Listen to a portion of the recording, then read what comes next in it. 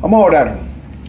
Padre Celestial, te damos gracias, Señor, por este nuevo día que nos podemos reunir, Señor, congregarnos, los que estamos aquí, las personas que están en la distancia, en varios lugares, escuchando esta transmisión. Te damos, Padre, gracias por tu misericordia, tu protección, Señor, por todas tus bendiciones. Y dejamos esta reunión en tus manos. En el nombre de Cristo Jesús oramos. Amén. La semana pasada estábamos hablando en Génesis, capítulos 20 y 21. Bueno, creo que vimos dos capítulos. 20 y 21 hablamos de Abimelech y Abraham, cuando Abraham negó a su esposa. Y luego hablamos del nacimiento de Isaac. El nacimiento de Isaac y luego la expulsión del hogar de Abraham de Agar y de Ismael.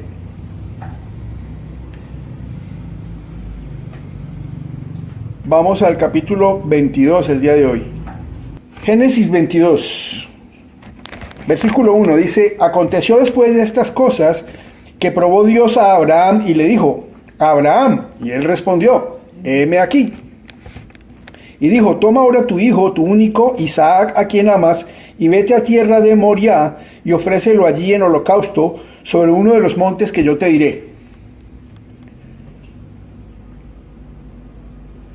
Miremos esta situación. Un buen día el Señor le habla a Abraham, después ya ha pasado un tiempito, ya el muchacho está más grande. Este muchacho Isaac está alrededor de los 20 años. Inclusive algunos creen que hasta 25 probablemente tenía. Y el Señor le dice: ofréceme tu hijo, al que amas, al único. Los invito a pasar al Nuevo Testamento. Vamos a mirar al capítulo 3 del Evangelio de Juan, por favor. Evangelio de Juan, capítulo 3. Evangelio de Juan, capítulo 3, versículo 16. Este lo conocemos bastante. Dice: porque de tal manera amó Dios al mundo, que ha dado a su Hijo unigénito, para que todo aquel que en él cree no se pierda, mas tenga vida eterna. Porque no envió Dios a su Hijo al mundo para condenar al mundo, sino para que el mundo sea salvo por él. Versículo 18. El que en él cree no es condenado, pero el que no cree ya ha sido condenado, porque no ha creído en el nombre del unigénito Hijo de Dios. Volvemos a Génesis 22. Génesis 22. Entonces, ¿qué le está diciendo? El Padre Celestial le está diciendo al padre Abraham: dame a tu hijo único, al que amas. Recordemos que él tenía otro hijo, que era Ismael. Pero este hijo, Isaac, era el hijo de la promesa, el hijo prometido, el que Dios le había prometido. ¿Y qué hizo Abraham? Se puso a discutir, se puso a pensar, se puso a cavilar. Versículo 3: y Abraham se levantó muy de mañana, y enalbardó su asno, y tomó consigo 2 siervos suyos, y a Isaac su hijo, y cortó leña para el holocausto, y se levantó, y fue al lugar que Dios le dijo. Al lugar que Dios le dijo, o sea, Dios le reveló qué lugar exactamente quería que fuera. Cuando Dios dice: ve a Moriah, a la tierra de Moriah, son las colinas que quedan en Jerusalén y sus alrededores. Es una cadena montañosa. Entre esas montañas está el Calvario, donde posteriormente se levantó el templo, donde posteriormente murió Jesús. Está ahí, en esa cadena montañosa. Pero vemos en el versículo 3 que le dice: y fue al lugar que Dios le dijo, al final del versículo. El Señor le reveló exactamente a qué lugar quería que fuera. Al tercer día alzó Abraham sus ojos y vio el lugar de lejos. 3 días. 3 días este padre con su hijo destinado al sacrificio. ¿Mm? 3 días. Considerando a su hijo prácticamente muerto. Porque lo va a sacrificar. Ahora, algunos dicen, ay, pero es que, ¿qué Dios tan malo? ¿Cómo así que le pidió el hijo? Es que miremos lo que nos dice la palabra desde el comienzo. Otra vez el versículo 1. Aconteció después de estas cosas que probó Dios a Abraham. La intención de Dios no era que él matara a Isaac, sino probando la fe de Abraham. Versículo 5. Entonces dijo Abraham a sus siervos: esperad aquí con el asno, y yo y el muchacho iremos hasta allí y adoraremos y volveremos a vosotros. ¿Para dónde iba Abraham? Para el lugar del sacrificio. ¿Pero qué le dice a los siervos? Volveremos, adoraremos y volveremos. Para él ese sacrificio era un acto de adoración. Es que la adoración no es solamente llegar a cantar a la iglesia. No, todo lo que hace el creyente debe ser en adoración a Dios. Un acto de adoración, dándole la gloria a Dios en lo que hacemos. Por eso es lo que hacemos, debemos pensar siempre: ¿esto le da la gloria a Dios, lo que yo estoy haciendo? ¿Esto que yo hago le da la gloria a Dios? ¿Lo que voy a hacer le dará la gloria a Dios? ¿Será adoración para Él? Versículo 6. Y tomó Abraham la leña del holocausto y la puso sobre Isaac su hijo. Y él tomó en su mano el fuego y el cuchillo, y fueron ambos juntos. El hijo carga la leña sobre sus hombros, sobre su espalda. ¿A quién nos recuerda? A Jesús. Es que este sacrificio, esta prueba, es un tipo de lo que sería el sacrificio de Cristo más adelante, que es el antitipo. Un padre y su hijo que se aman y están de acuerdo. Dice, iban ambos juntos, dice ahí. No es porque fueran solo los dos, es que iban ambos, pero además iban juntos, de acuerdo. Como nuestro Padre Celestial y su Hijo.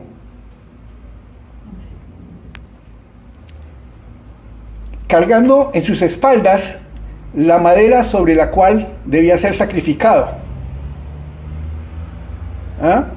Como 2000 años después, Jesús cargaría su propia cruz en la espalda, la madera sobre la que sería sacrificado. Versículo 7.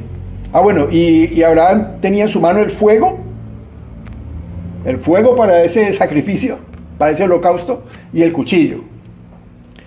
7. Entonces habló Isaac a Abraham su padre y dijo: Padre mío. Y él respondió: heme aquí, mi hijo. Y él dijo: he aquí el fuego y la leña, mas ¿dónde está el cordero para el holocausto? Qué pregunta, ¿cierto? Pongámonos en los zapatos de Abraham y en los zapatos de Isaac. Primero Abraham.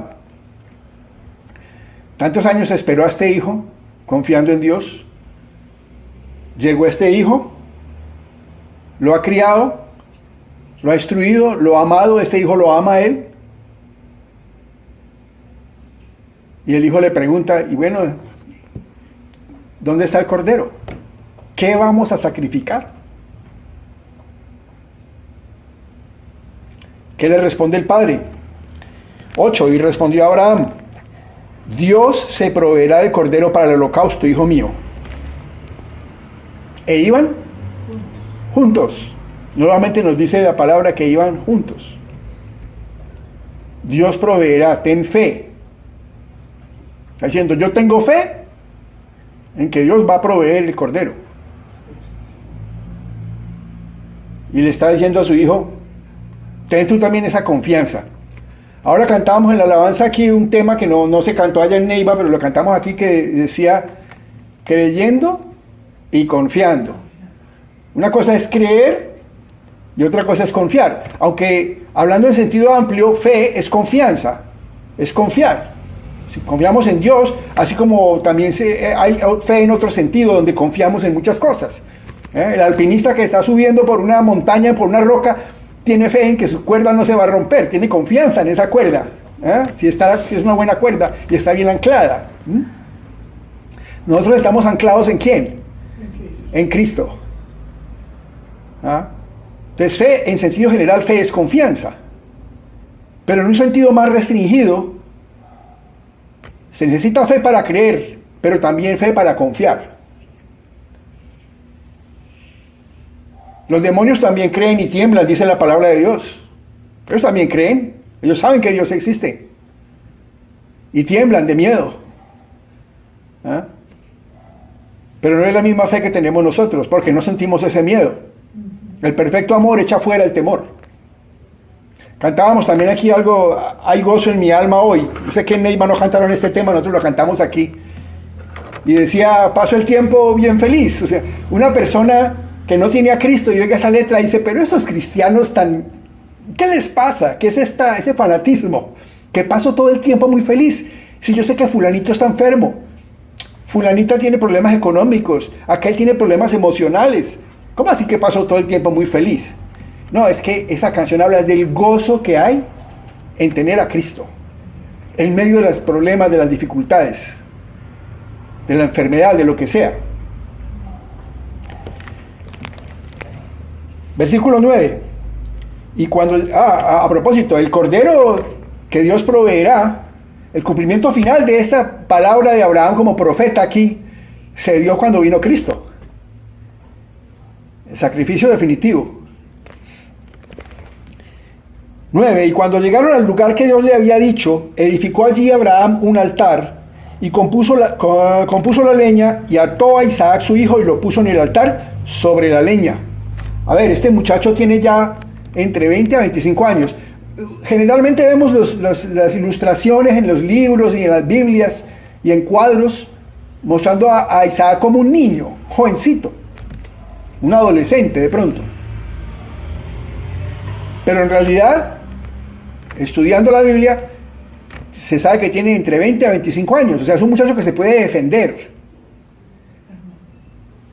O sea, él podía rebelarse y evitar que el papá lo colocara sobre ese altar y lo amarrara para matarlo. Pero no lo hace. ¿Por qué? Por fe y obediencia. Como Cristo.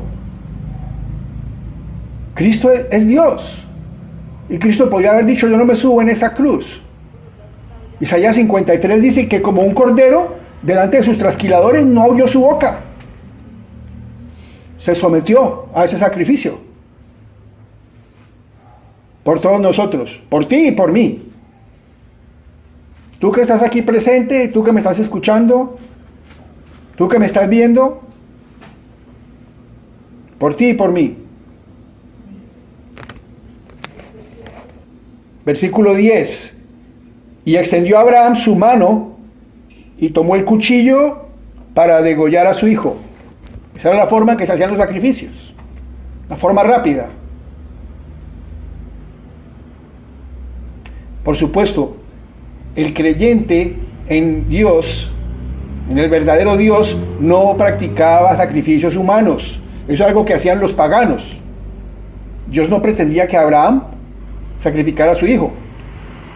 Estaba probando su fe. Y Abraham, a pesar de que sabía que eran los paganos los que hacían eso, no se puso a pensar, pero ¿cómo así? Es que Dios me está pidiendo que me comporte como un pagano. No, él simplemente obedeció.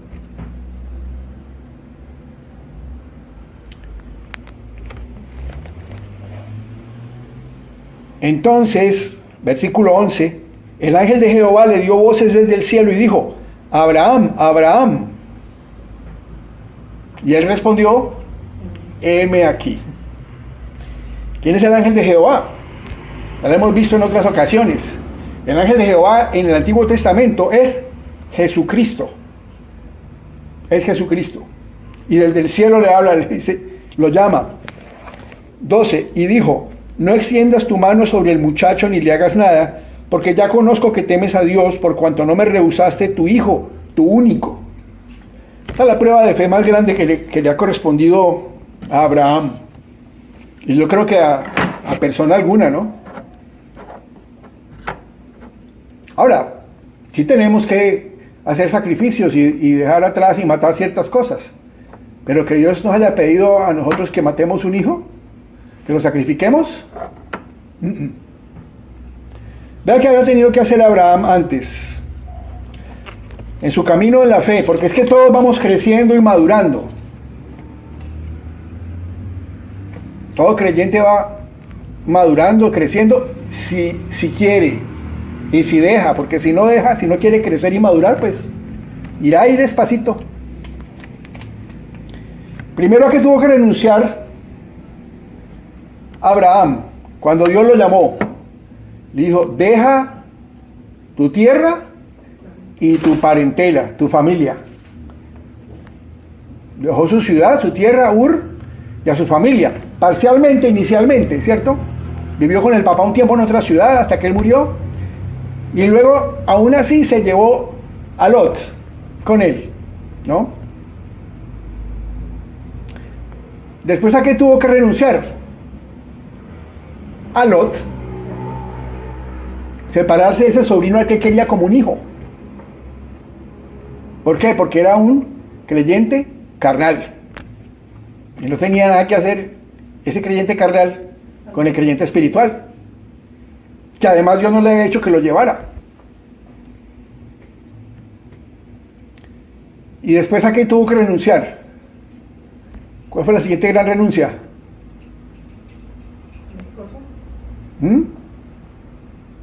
A Ismael, a ese hijo que él tuvo con la sierva, con Agar. También tuvo que renunciar a él. También representaba el mundo, la carne.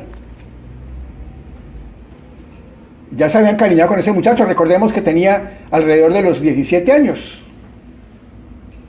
y tuvo que apartarlo de él. No del todo, porque más adelante vamos a ver que en el lecho de muerte o en la sepultura de Abraham están ahí juntos Isaac e Ismael. Pero ya Ismael no era parte de ese clan y estaba aparte, tenía su vida aparte. Y Dios lo bendijo por su lado, como hemos visto en su palabra. Pero tres grandes cosas a las que hubo que renunciar: a su familia, luego a Lot y luego a Ismael, al hijo mayor, carnalmente hablando. Y ahora le toca renunciar a su hijo amado, único. ¿Qué leíamos en Juan 3:16? Porque tanto amó Dios al mundo que ha dado a su hijo unigénito, para que todo aquel que en él cree no se pierda, mas tenga vida eterna. Versículo 13. Entonces alzó Abraham sus ojos y miró, y he aquí a sus espaldas un carnero trabado en un zarzal por sus cuernos. Trabado quiere decir enredado, ¿no? No piensen que era otra cosa. Enredado por los cuernos. Y fue Abraham y tomó el carnero y lo ofreció en holocausto en lugar de su hijo. ¿Qué hizo ese carnero con respecto a Isaac? ¿Qué hace el carnero con respecto a Isaac? Lo sustituye. ¿Qué hace Cristo por nosotros? ¿Qué hizo en la cruz? Nos sustituyó. Para nosotros no morir por nuestros pecados, mi hermana. Exactamente, correcto. Él los pagó por todos nosotros. Vemos el tipo de Cristo que es este pasaje. El Padre y el Hijo de acuerdo. El Padre de acuerdo en sacrificar a su Hijo. El Hijo de acuerdo en ser sacrificado. En obediencia al Padre. Pero Isaac no murió. Cristo sí murió. Dios sí nos dio a su Hijo, que muriera por nosotros. Isaac fue sustituido. Y Abraham lo recibió simbólicamente, como si lo recibiera de la muerte. Porque durante 3 días en el camino, desde donde él estaba hasta Moriah, Su hijo estuvo muerto en su mente, sacrificado, y lo recibe como resucitado simbólicamente. Convencido de que iba a morir. Que iba a morir, pero sin embargo, él sabía que Dios lo podía resucitar, porque le dijo a los siervos, el muchacho y yo iremos, adoraremos y volveremos. Él sabía que Dios podía resucitarlo, en un momento en que ni siquiera ha habido todavía una resurrección en la historia. En la Biblia nunca, hasta ese momento nunca, no se ha hablado de ninguna resurrección, pero Abraham tenía esta fe. Y vamos a ver que la palabra nos dice eso, no me lo estoy inventando. La palabra dice eso, que él tenía esta fe.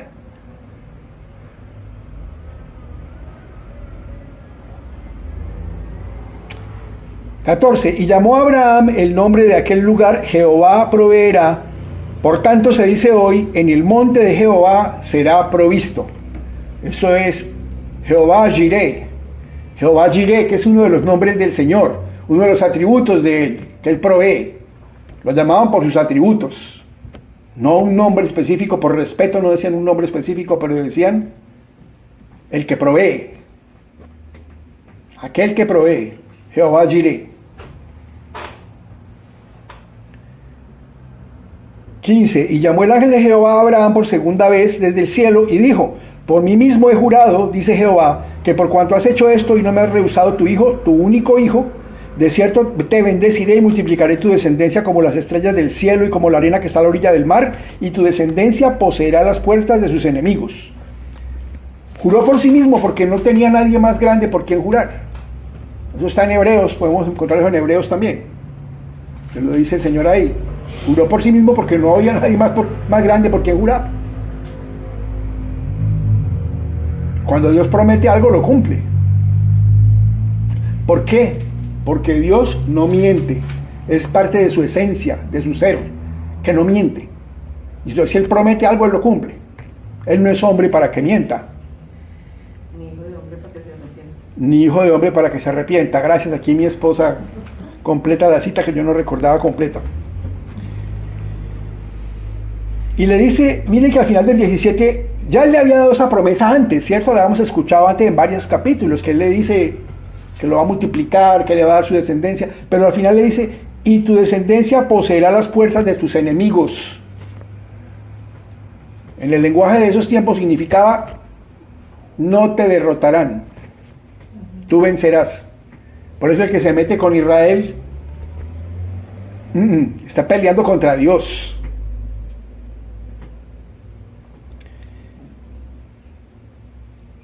« 18. En tus simientes serán benditas todas las naciones de la tierra por cuanto obedeciste a mi voz. Mira, hermano, dale gloria a Dios. Por la obediencia de Abraham, tú y yo tenemos salvación. Podemos acudir a esta salvación. Porque le hace la promesa a la descendencia física de Abraham, pero a la vez le dice, en ti serán benditas todas las naciones de la tierra. Ya estamos nosotros, hermanos, los gentiles, que podemos gozar de esa bendición a través de la promesa dada a Israel.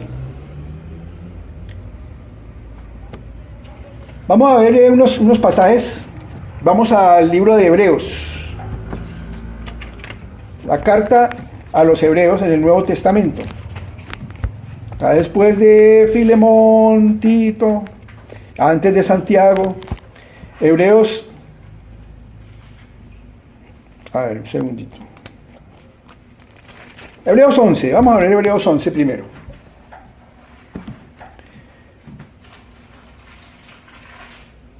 ¿Ya estamos ahí? Amén. Bueno. Versículo 9. Bueno, versículo 8. Por la fe Abraham, siendo llamado, obedeció para salir al lugar que había de recibir como herencia y salió sin saber a dónde iba, cuando renunció a su familia. Por la fe habitó como extranjero en la tierra prometida, como en tierra ajena, morando en tiendas con Isaac y Jacob, coherederos de la misma promesa, porque esperaba la ciudad que tiene fundamentos, cuyo arquitecto y constructor es Dios. Devolvámonos al capítulo 10, ahí detrásito, capítulo 10. Vamos a leer del 1 al 10.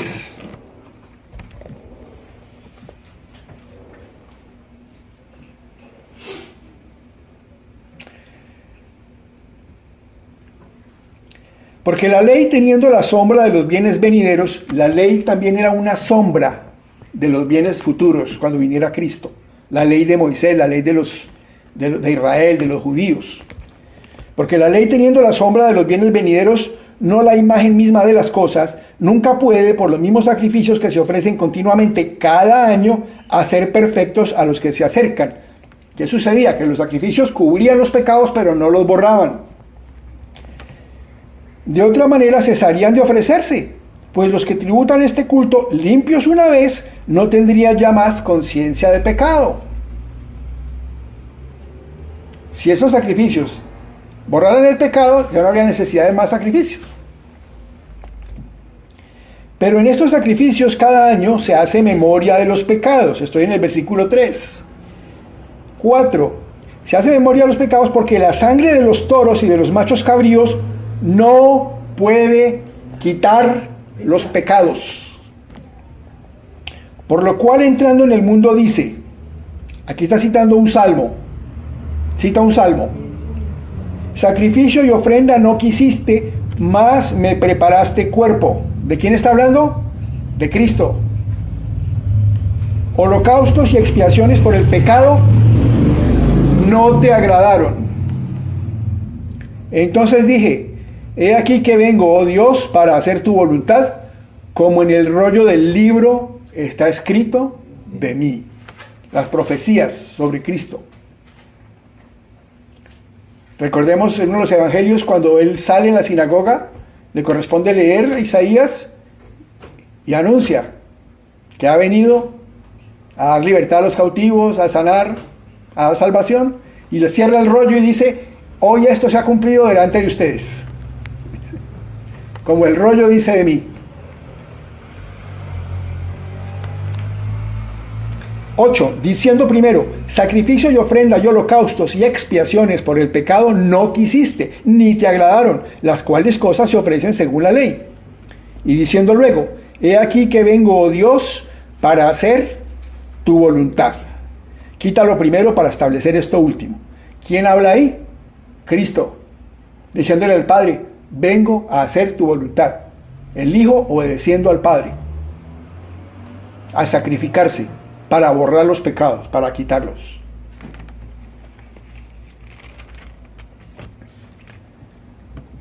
Romanos 8. Romanos 8.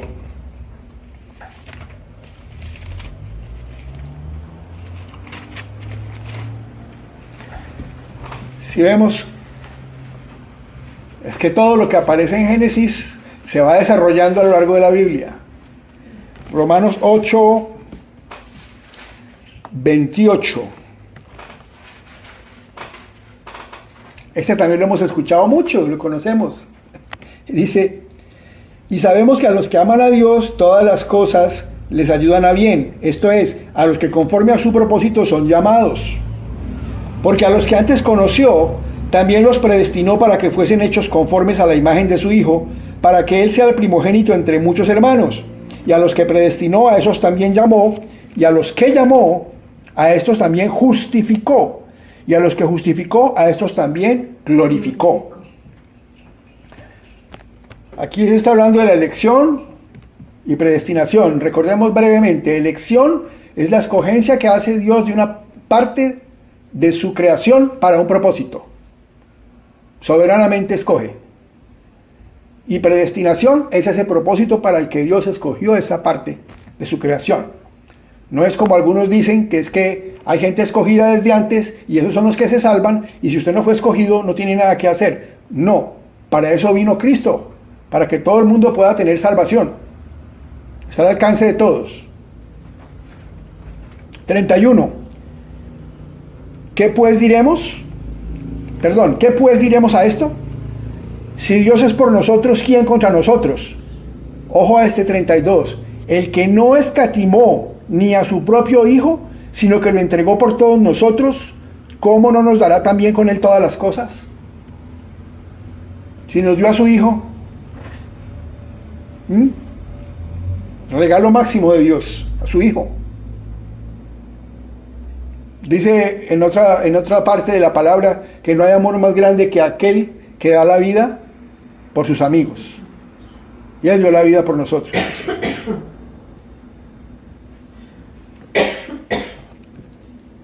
Mateo 10.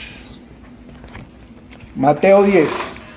Tengamos siempre en mente el pasaje que tenemos hoy de base, que es Génesis 21. 22, perdón, gracias, Nubia.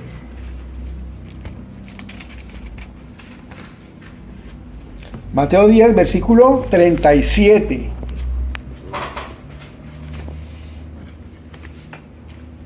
Les decía que recordáramos el pasaje de Abraham con su hijo, Dios pidiéndole a su hijo. 10:37, ¿quién está hablando aquí? Yo tengo mi Biblia aquí, esto en letras rojas, o sea que el que habla es Jesucristo. Y dice, el que ama a padre o madre más que a mí, no es digno de mí. El que ama a hijo o hija más que a mí, no es digno de mí. Y el que no toma su cruz y sigue en pos de mí, no es digno de mí. El que haya su vida la perderá, y el que pierde su vida por causa de mí, la hallará. Morir por Cristo no es morir, es ganar. Como decía Pablo, el morir es ganancia. Para mí el morir es ganancia.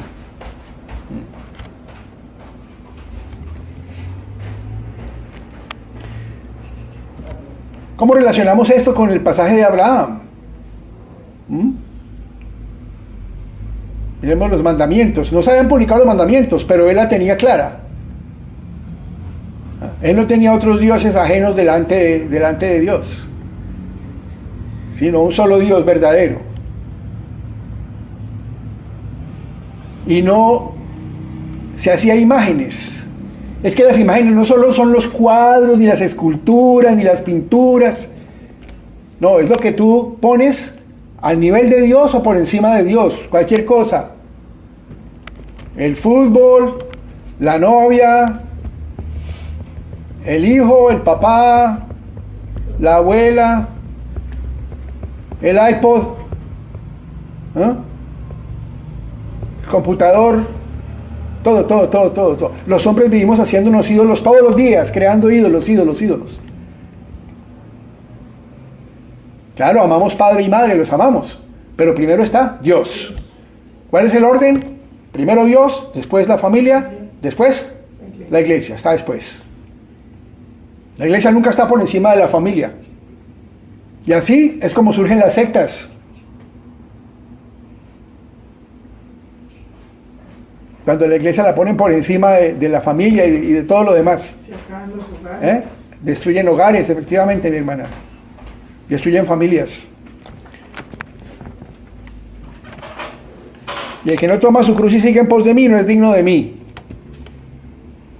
Cristo cargó la cruz, ¿cierto? Isaac, ¿qué cargó? La leña donde lo iban a sacrificar. Donde lo iban a sacrificar.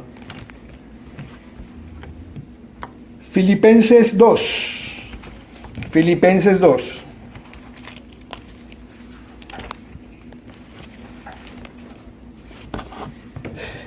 Filipenses 2, 5 al 8.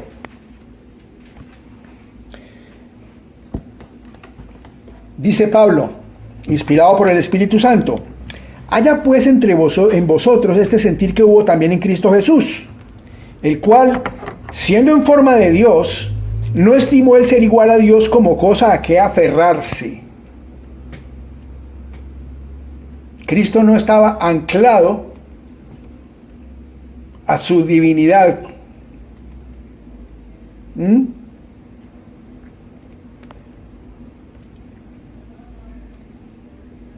Sino que se despojó a sí mismo tomando forma de siervo, hecho semejante a los hombres. Se hizo igual a nosotros, se limitó a sí mismo, limitó sus atributos para hacerse igual a nosotros. Y es igual a nosotros, porque Él vive.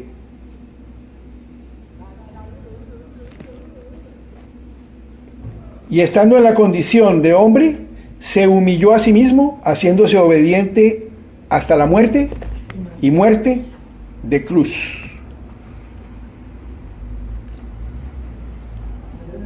Se humilló hasta la muerte, dispuesto a morir obediente al Padre, tal como Isaac hizo con Abraham. Obediente.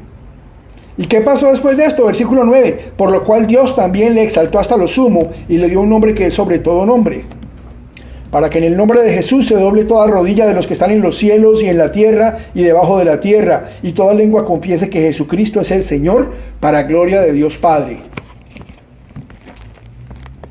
Volvamos a nuestro pasaje en Génesis 22, ya para terminar. Esa frase ya para terminar la aprendí de cierto pastor.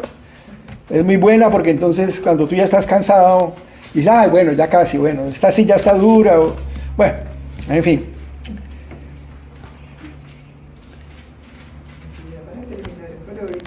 Versículo 19. Y volvió Abraham a sus siervos y se levantaron y se fueron juntos a Beerseba.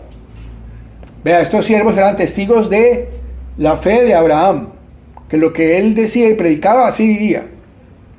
Voy a adorar y voy a volver. Fue a adorar y volvió.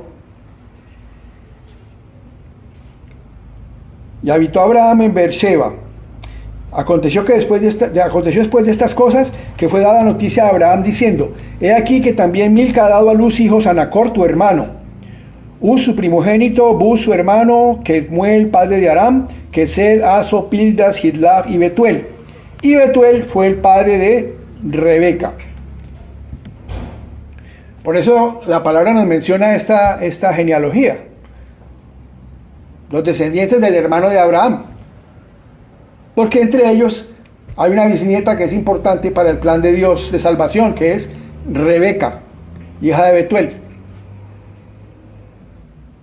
Por eso es que el libro, aunque tiene hechos históricos, la Biblia no es un libro exactamente de historia, no menciona a todo el mundo. Resalta especialmente a quienes son importantes para el plan de salvación, para el plan de Dios. Y por eso nos da la genealogía para mostrarnos a Rebeca. Y Betuel fue el padre de Rebeca. Estos son los 8 hijos que dio a luz Milca, de Nacor, hermano de Abraham. Y su concubina, que se llamaba Reuma, dio a luz también a Teba, a Gam, a Taz y a Maaca. 12 hijos tuvo el hermano. Y Abraham hasta este punto tenía 2. Ismael e Isaac. Vamos a Hebreos otra vez, Hebreos 11, capítulo 11, versículo 17. Por la fe Abraham, cuando fue probado, ofreció a Isaac, y el que había recibido las promesas ofrecía su unigénito. Para Dios el hijo de Abraham era Isaac. El que había recibido las promesas ofrecía a su unigénito, habiéndosele dicho: en Isaac te será llamada descendencia. Pensando que Dios es poderoso para levantar aún de entre los muertos, de donde en sentido figurado también le volvió a recibir. Yo les decía que cuando les decía que Abraham tenía la fe de que lo podía resucitar, no me lo estaba inventando yo, está aquí en la palabra. Abraham sabía que Dios podía resucitar a su hijo, que Dios algo haría porque él le prometió que en Isaac sería llamada su descendencia. Recordemos, somos herederos de Abraham, somos hijos de Abraham por la fe, el padre de la fe. Hemos visto el proceso que él ha tenido, tantas cosas que vivió como ser humano igual que nosotros. También cometía errores, también pecaba, pero los confesaba delante de Dios. Tenía un corazón agradable a Dios.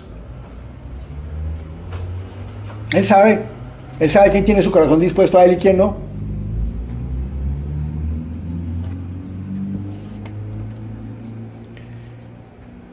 Recordemos, Abraham renunció a su familia, su tierra, su parentela en su tierra, renunció a Lot, renunció a Ismael y renunció a su hijo único porque le ofreció en holocausto, obedeciendo a Dios.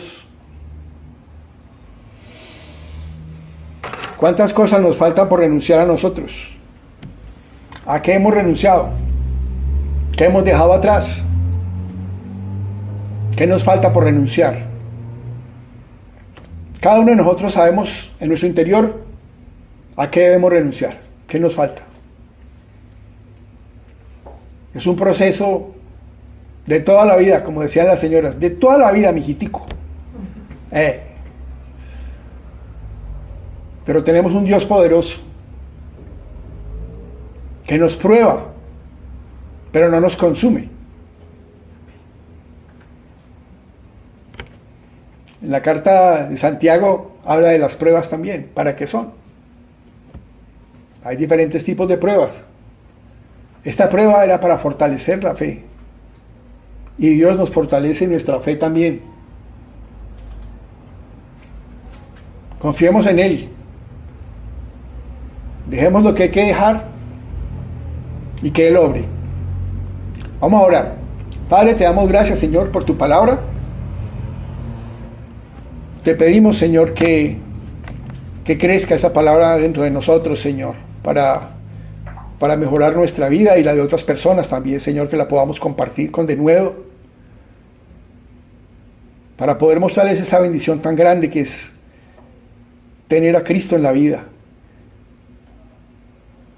Ese sacrificio tan grande, Señor, que nosotros no lo podemos entender. Ninguno de nosotros entregaría un hijo.